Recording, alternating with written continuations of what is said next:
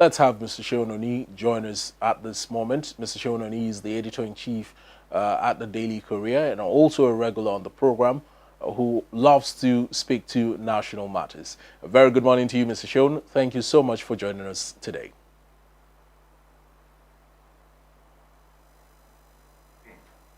All right, let's kick right into it. Off the back of the most recent security situation that we have been seeing in the country, the sudden surge in attacks, in kidnappings, abductions, and killings in different parts of the country. Southwest governors, we hear, met yesterday in Ibadan, the Oyo State capital, and held meetings. And some of the resolutions that were made there was the fact that there is need for an enhanced forest surveillance. And that also takes us back to, the topic of the National Forest Guards. That's on one hand. And also they were calling for state policing, something that has been advocated for time and time again. What is your own assessment of the entire security situation as it stands right now, and also the meeting of Southwest governors yesterday? The security situation in the country at best can be described as a sorry situation. As a nation, we are going through a very turbulent time, likely due to the escalating situation of insecurity in the country. Before now, we were celebrating the fact that we were having a hold, a control on insecurity because they have now been restricted to the fringes of the northeast, which used to be a bastion of terrorism before now, and part of northwest.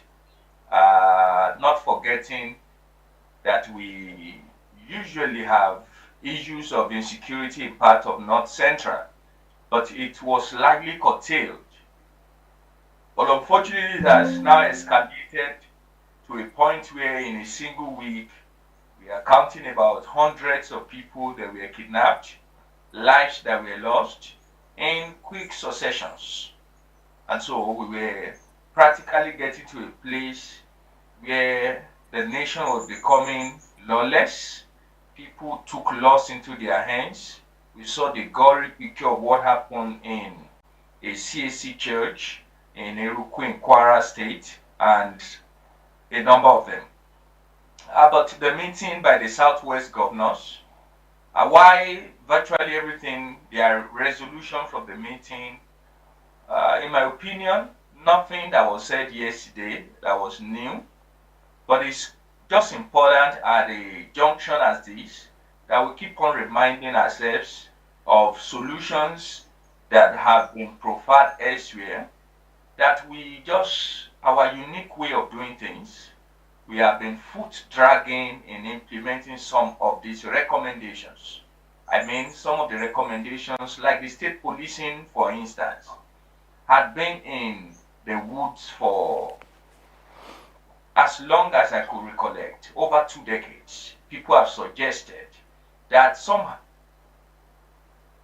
due to the greedy posturing of our politicians, the third tier of government, which is the local government, had practically collapsed across the length and breadth of the country, which was supposed to be the first and, of course, the most important buffer against insecurity.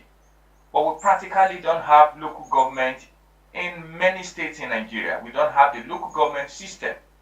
What we have is a political arrangement for party loyalists to get huge sums of money and just continue the eat I eat syndrome that unfortunately has bedeviled our polity. Now, Mr. Seun, when you say that these local governments are supposed to be the first responders, someone said that the same thing yesterday here on the program, but it was, a little bit vague. Do you care to give us a detailed explanation as to why you think the local government chairman should be the first responders, or should be the people saddled with the responsibility of protecting the lives and property of Nigerians, and not the state governors or even stretching it further to the federal government?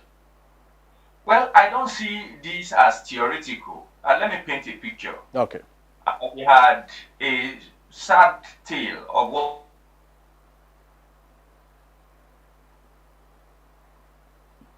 how an order from Abuja, all right, we were told, came barely minutes before the students were abducted, kidnapped from their hostels. You can imagine if the local government system was working and we have the first layer of security. The first question I asked when that incident happened, that it's of course not the responsibility of the principal of a school or the vice principal of a school to protect students in a school. There are many responsibilities that a principal and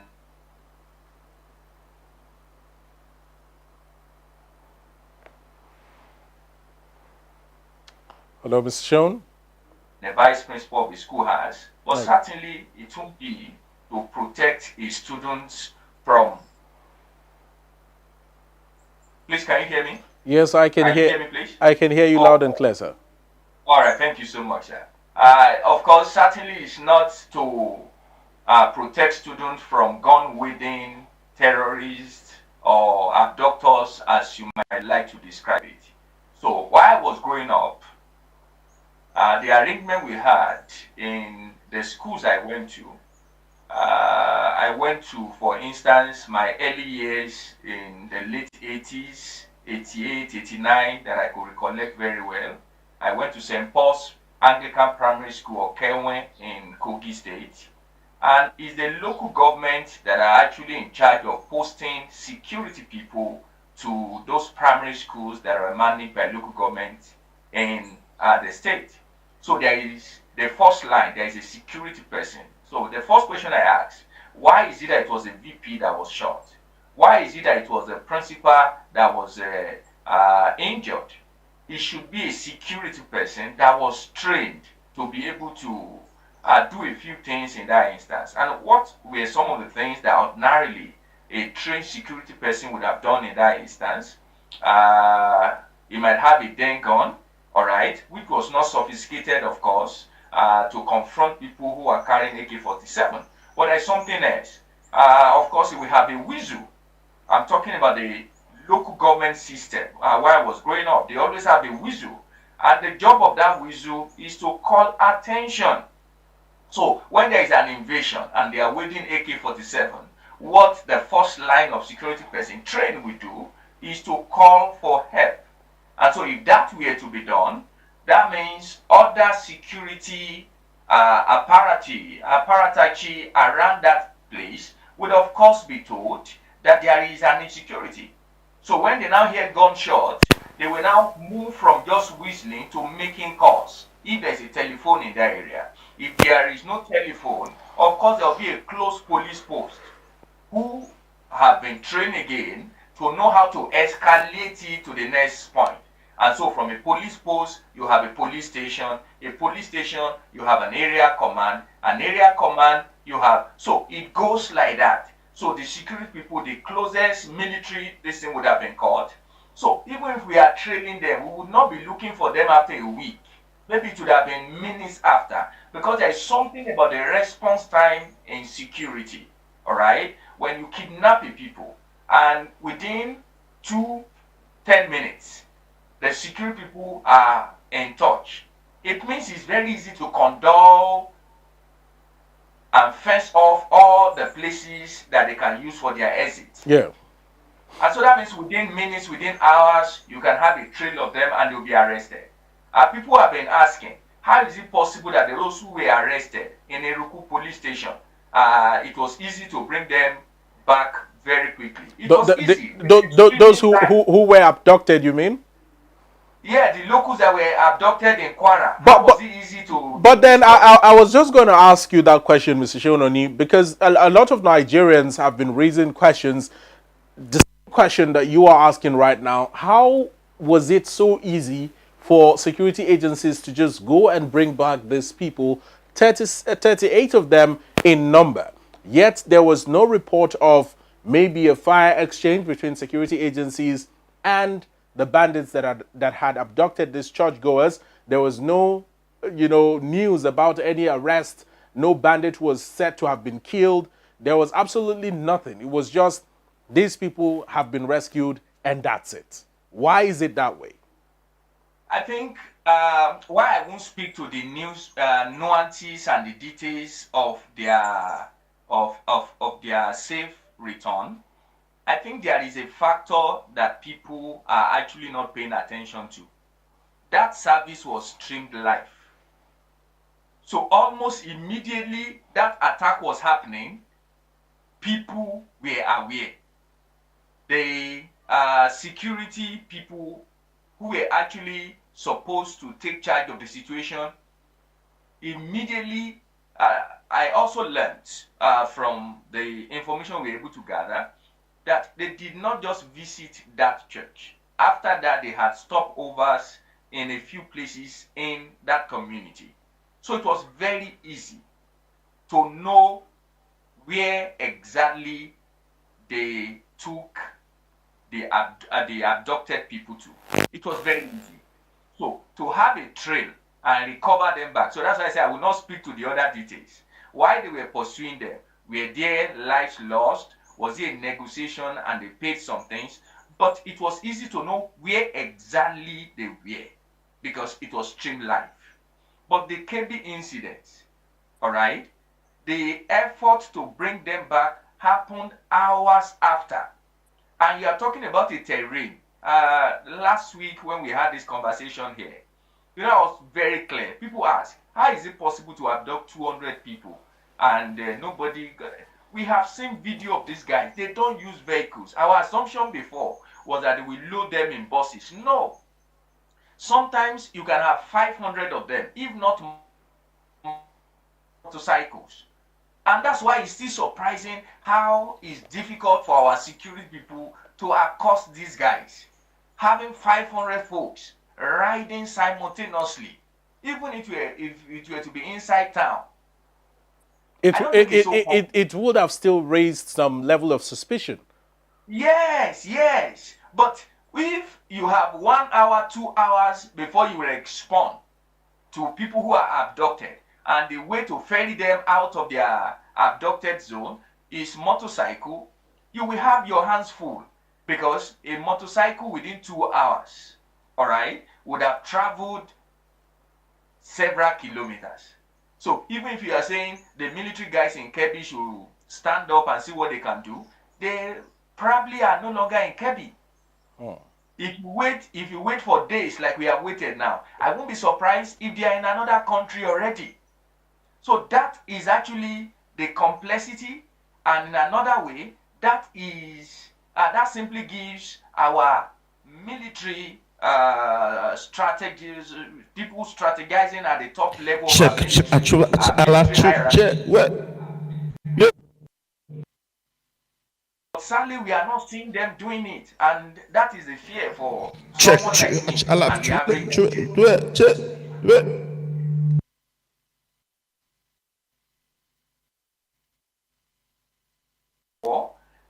We saw the type of effort that was put in place when the deputy speaker of a state was kidnapped a few weeks ago. He was rescued within few days. But we have these kidnappings. It happens. The children of the poor, they are the vulnerable guys.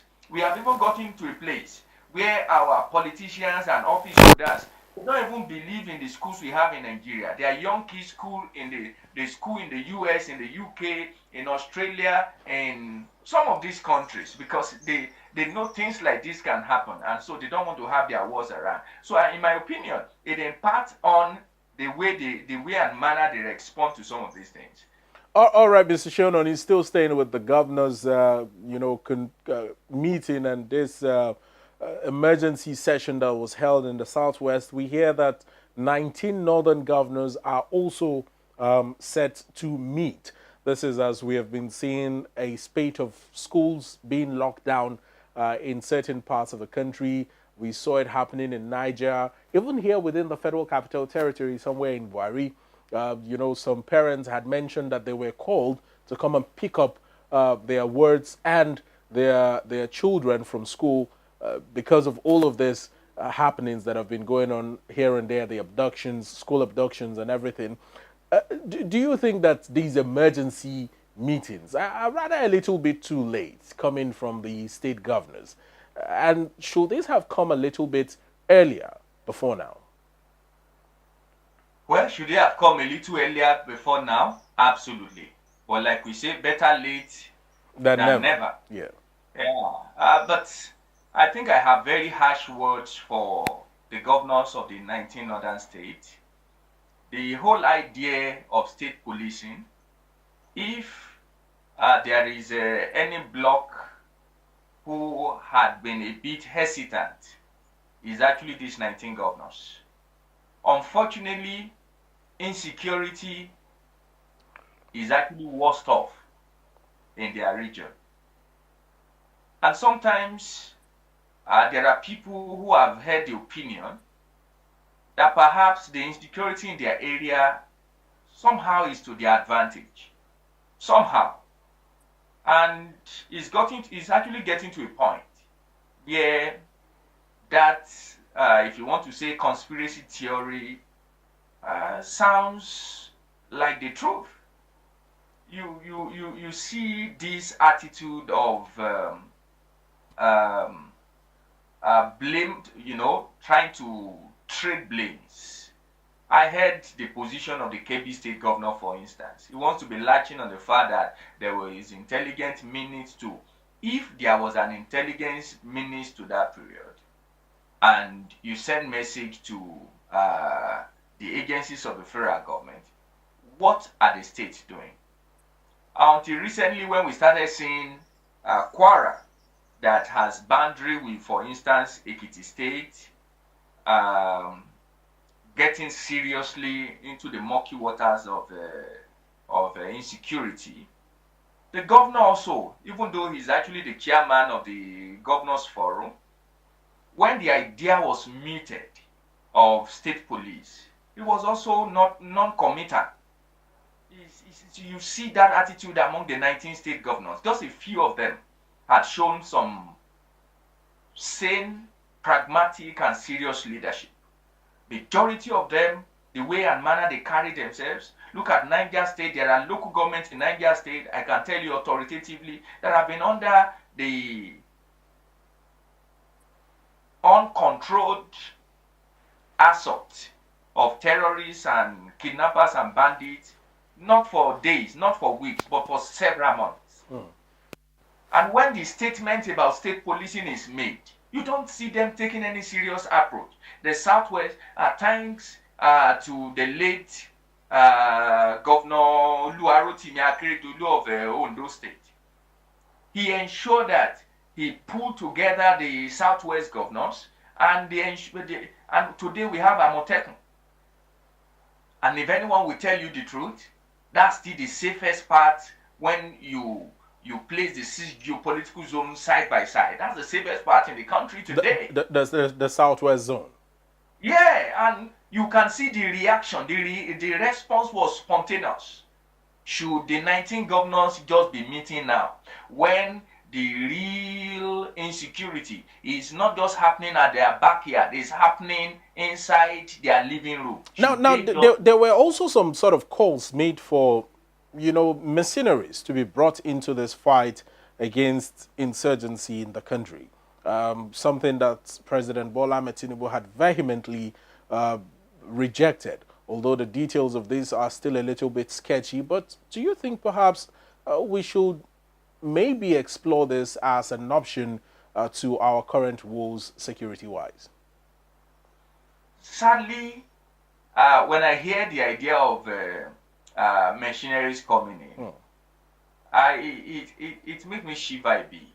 Why? If you have countries with armies that actually operate by the rules, for instance, the United States, from what we learned, are willing, even though they are not willing to put boots on the ground, are willing to give you real-time intelligence and some technological advantages that will be useful in this fight against terrorism, why not explore those diplomatic channels? If there are nations who are ready to put boots on the ground, why not explore? Because the danger with machineries, security analysts and experts will tell you, is that sometimes they don't play by the rules. We saw that with Wagner in their intervention in Niger Republic, in Mali. They don't play by the rules. They might go outside what you want them to do and start involving themselves in extrajudicial killings. They might also start doing some illegal things. We've seen them in a number of Something that might now, lead to allegations of war crimes on the country itself.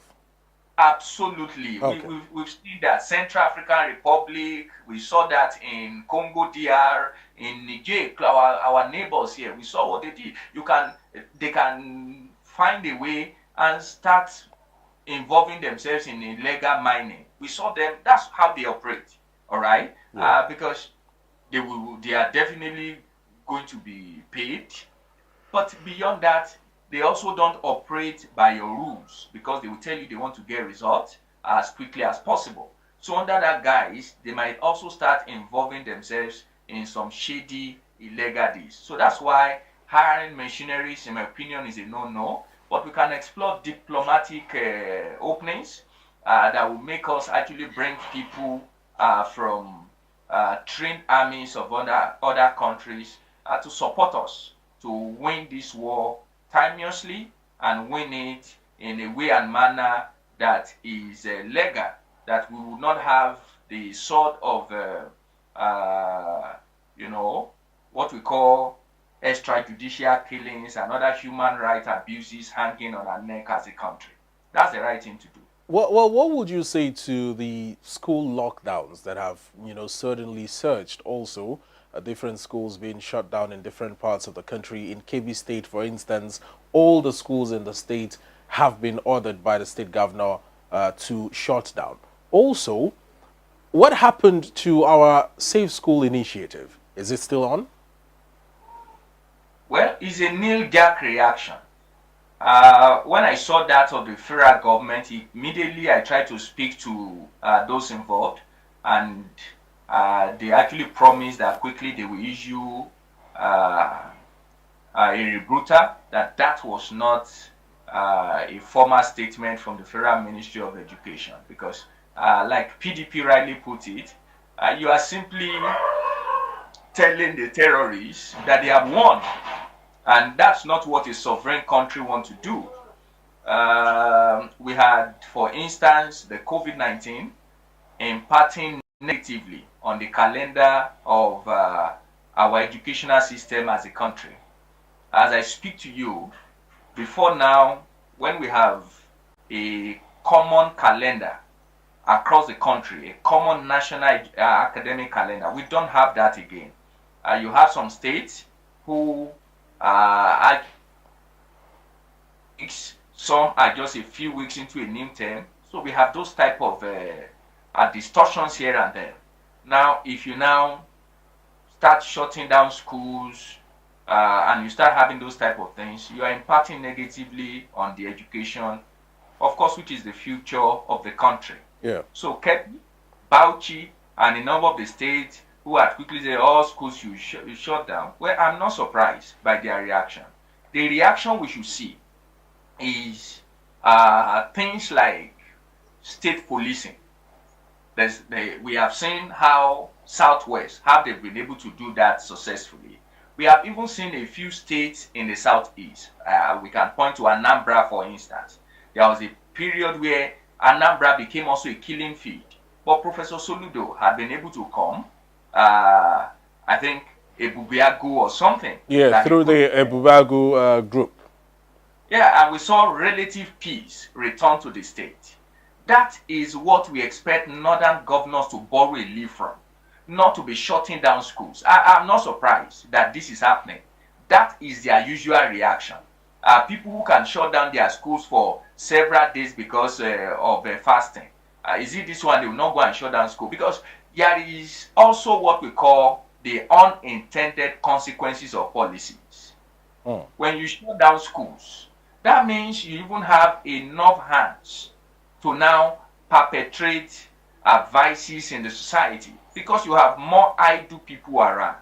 But because we are not even serious with statistics, these states would have been able to know what is the impact of shutting down their schools, and not just on the economy. That's that, by the way, on the students themselves. What is the impact? But we don't take such record. We don't take such vital statistics. That's why a governor will just wake up instead of working to stopping it. We do a knee-jerk reaction, shut down schools, and the person who had shut down his schools, I won't be surprised if he's in Abuja today.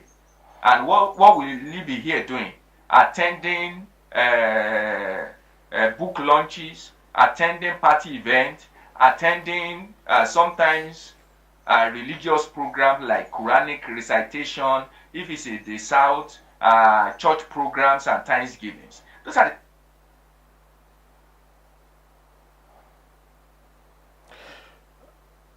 Well, Mr. Seun, you had type made of people we have in leadership. And we early. see that because unfortunately we are having. Yeah, yeah. Please carry on your final thoughts before we move on to the yet another topic in the news this morning. I said it's not surprising because, like someone had said, we are having the worst of us leading the best of us. Well, interesting take there. The worst leading the best, in the words of Mr. Seun. You had mentioned something along the line of state policing, and that would have, if implemented, would have gone a long way to stem down some of the security threats that we continue to see on a daily basis. Now, Nigeria's military had recently released a statement decrying the complexity of threats in the country. This is, as I had mentioned earlier, Southwest governors called for state policing. Do you think that at the time when we are faced with this huge challenge, the military decrying complexity of threats is something that Nigerians want to hear? Also, if the Southwest governors are for state policing, do you think that these 19 northern governors who are set to meet anytime soon would also subscribe to the concept of state policing? Well, about the military, I'm not really sure I actually heard you correctly. What was the position of our military on the escalating insecurity in the country? Well, their position is that the threats are becoming a little bit too complex. And if they are asserting that the threats are complex, it means that they are now becoming overwhelmed. Absolutely. And I think that was what informed the decision of the president to order the withdrawal of police who are on VIP escort duties. Because there was actually a report not a year, not two ago, a few years ago, that clearly shows that a huge chunk of our police officials are actually on VIP escort duties, which means that the internal policing function of our police will be negatively impacted if they are on VIP domestic escorting duties.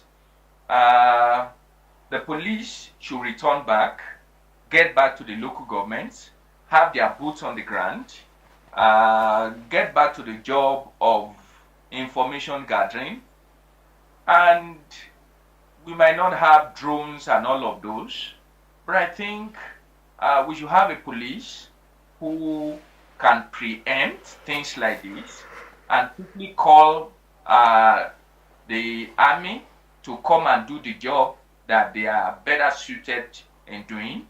If we see that, like, let's paint a picture of what happened in Kwara State.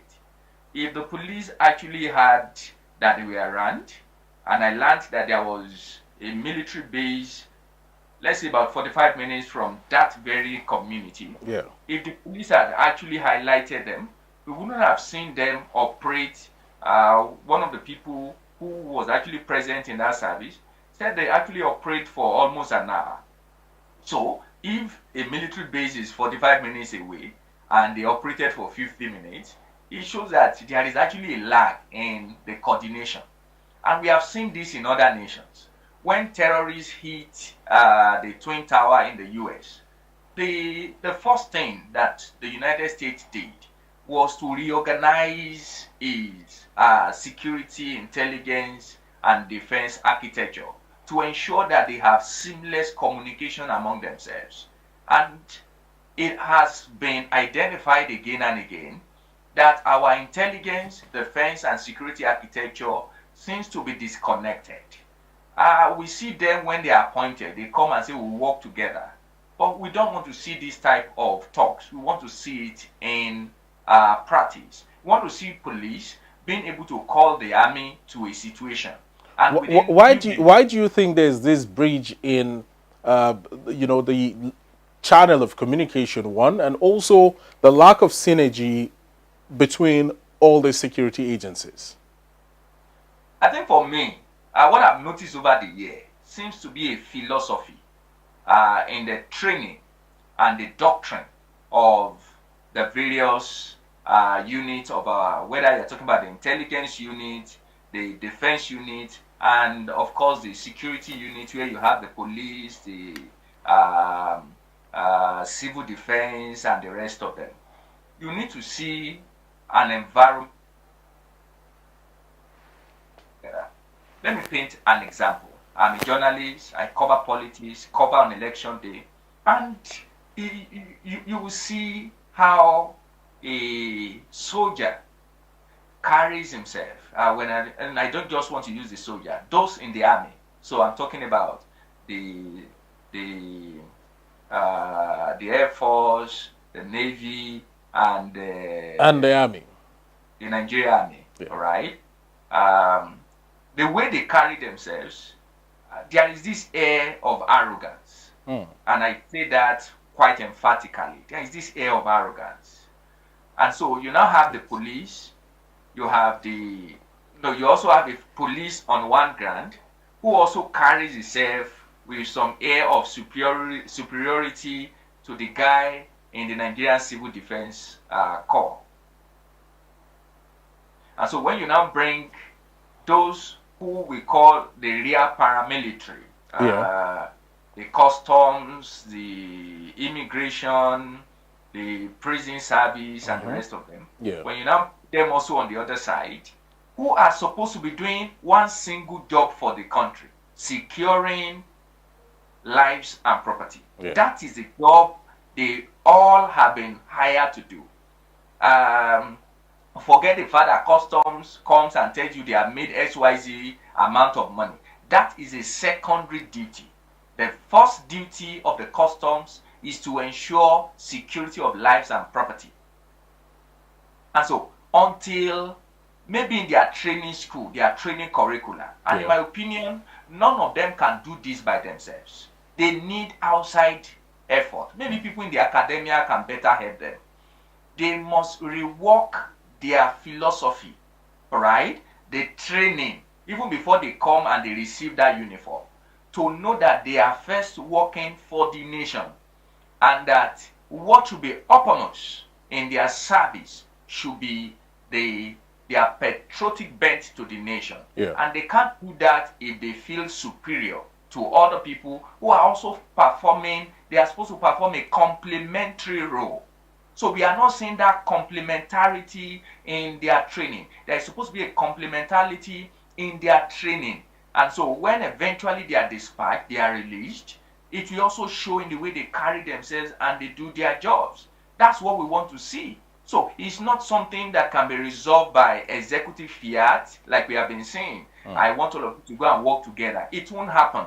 Their training, something is seriously, fundamentally wrong in the way and manner people in our intelligence. I've seen DSS, army officials are talking to themselves in a way that those of us who are outside, we are looking at them like, are these guys really serious? I've seen a military officer show up and a police person can say, please, step aside. A military person telling somebody in the police, step aside. And asserting that he's not up to the level of standing where he's supposed to stand.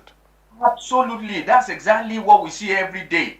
And I think it's a philosophical thing. It's not just about one boss or that. So, Of so, course, so this has to do with training and retraining of these officers, and a shift in their orientation regarding synergy between the military and other security agencies. Is this what you are also calling for? absolutely. Many usually think it's a military civil affair. No, I think it's even something core. There is something in between. There is a military, paramilitary, before you're even talking about the civil affairs. The interrelationship between the military and the paramilitary, I think, in my opinion, is less than stellar. And something can be done in the way they are trained. They are to be retrained, because we see this even at the highest level. We see this at the highest level. So we must see that synergy, that harmony, all right? Those in the music space, they are aware of what I'm talking about.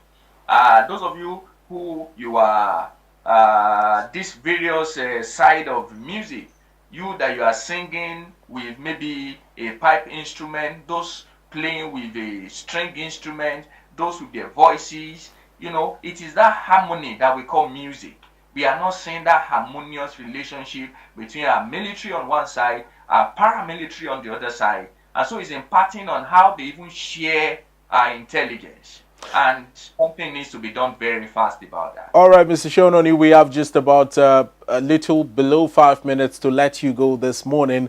But let's still talk about the Kebbi State Governor. He had mentioned, that's Nasir Idris now, Governor of Kebbi State, had mentioned that the military's approach to insecurity is not working. Of course, the governor had stated this while also demanding for a probe of the withdrawal of troops just before that attack happened in the secondary school in Kebbi State. What do you say to this, particularly at a time when governors are meant to be the chief security officers of the state, yet we see comments like this coming from the Kebbi State Governor, where it appears that there is a trust deficit between the executive now and the military? Unfortunately, the military are also part of the executive. Okay. In elementary government, we are told that military actually take their orders from what we call delegated legislation. Yeah. Right? The president had actually delegated authority to them to help secure, because it's the job of Mr. President to ensure security across the length and breadth of the country. So he delegated that to our military in this instance. Yeah. What I saw from Governor Nasir Idris is not trust deficit like you described it. What I saw is grandstanding. It is to deflate attention from his own failure as the governor of that state. We have spoken, I think, in depth about the failure of the local government, and in part is due to the failure of the governors. They are the ones who have not allowed the local government system to work. And maybe except a few of them, those in the majority don't want the local government system to work. None of them have been able to answer that question why they are in office. They usually find their voice when they are no longer in office. And that governor is one of them. If the local government system is working, it won't get to a point where he'll be crying over things like that. Number two, he has access to what we call the security vote. And you asked a question I think I did not answer that I want to speak to. And I'm surprised people have been quiet. The Safe School Initiative, millions and millions of naira were devoted to that initiative. I could recollect that under President Goodluck Jonathan, huge amount of money. The current World Trade Organization president, Dr. Ngozi Okonjo-Iweala, told us and spoke so much about that initiative. We ensure that we don't have this type of kidnappings in our school. Why are we having it again? Is it that this government got there and pulled the rug off that initiative? Why did they do that? If they are still supporting that initiative, where is the failure? I think for me, these are inquiries that every sane person should ask the government. let's hold our government accountable. Why should we have schools that are not protected? That we have vice principals who were trained to teach, trained to do administrative work, are the ones receiving bullets from abductors. What happened to the security guys in the school? What sort of security were deployed there? And somebody was asked, the president says if VIPs need security, they should go to Nigerian Civil Defense Corps. No, these are the things, avenues like this, insecurity in the country like this, is actually an opportunity for us to get better and ensure that we now use this insecurity positively. And one of the positive things we can do, we have nations like Israel, nations like Turkey, nations like Germany, who have been known to have private security outfits that are well trained and that can hold their heads high anywhere and under any circumstance.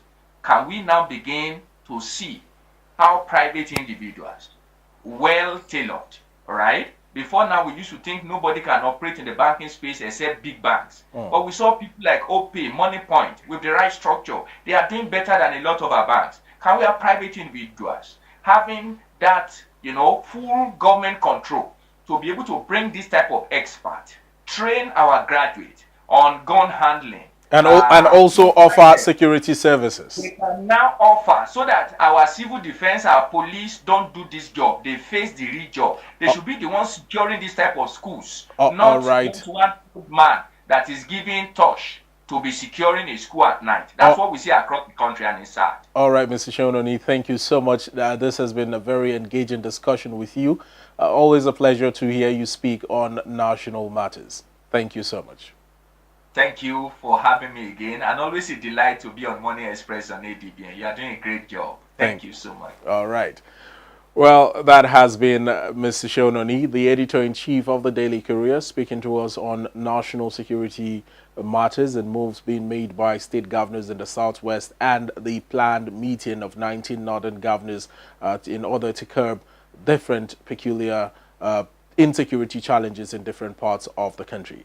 We'll take a break. When we come back, we will shift gears to another dimension of discussion here on Morning Express. Don't go away.